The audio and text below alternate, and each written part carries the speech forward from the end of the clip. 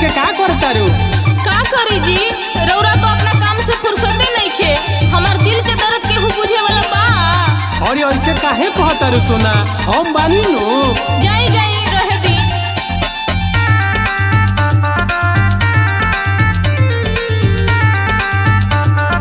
Music by Arya बाबू।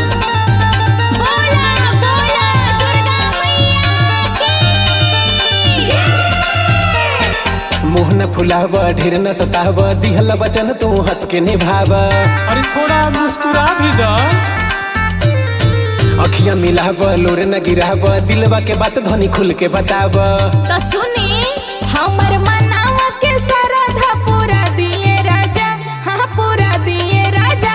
गोढ़ देवी माई के दर्शन करा दिए राजा, गोढ़ देवी माई के दर्शन करा दिए राजा, गोढ़ देवी माई के दर्शन करा दिए राजा, गोढ़ देवी माई के दर्शन करा दिए राजा। अच्छा हाँ जी।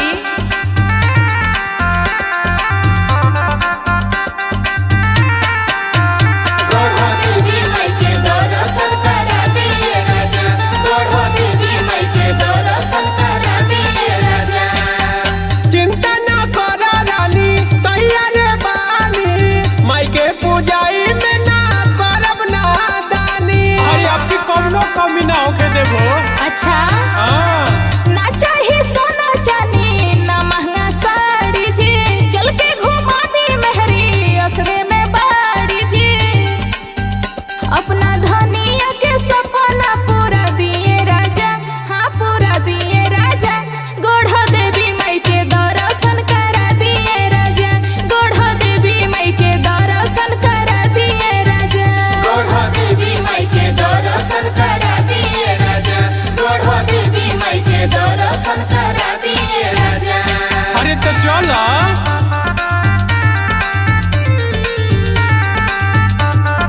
म्यूजिक बाय आर्या बाबू। बोला बोला पहाड़ा वाली मैया की जय। जोड़ नारियर जोड़े चुनरी, चल के चढ़ाई, जोड़ी सलामत रहे माई से मानाई। जय हो गढ़ देवी मैया, जय हो। भक्ति में शक्ति होला, होई ना लाचार जी। कुंदन पियरा और नेकबा विचार जी। जाके मार्केट से कलश ले आ दिए राजा, हाँ ले आ दिए राजा।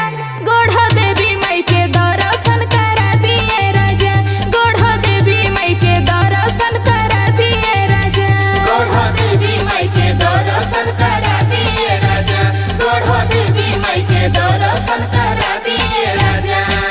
अरे तो चलो, काहे लेट करता रू? ठीक बा चली।